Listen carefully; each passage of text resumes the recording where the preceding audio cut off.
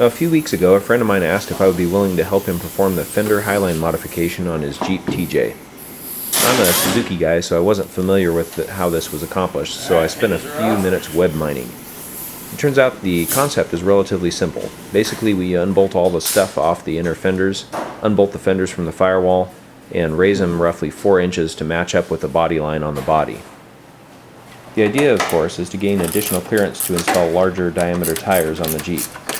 Now, the advantage of using the fender highline method to gain this additional clearance is that we're able to keep the center of gravity of the Jeep low, which contributes to stability off-road. And while the concept is simple, the actual project is a little bit more complicated. When you raise the fenders, the inner fenders go up as well. This means that you lose the necessary space to bolt on all of the accessories under the hood. This includes things like the ECU, the battery, fuse box, the windshield washer reservoir, horns, and more. So it does take a little bit of ingenuity and time to figure out where to relocate these items.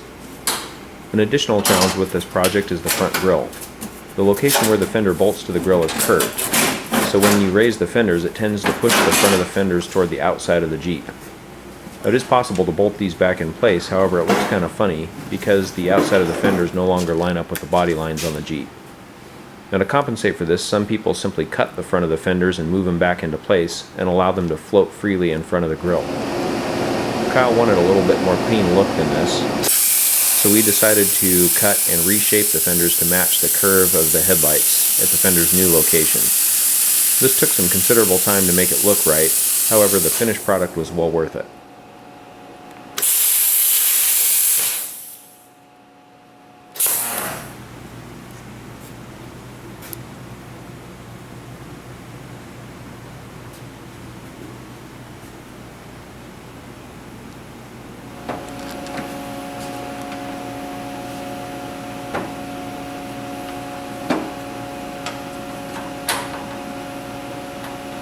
Warm right now.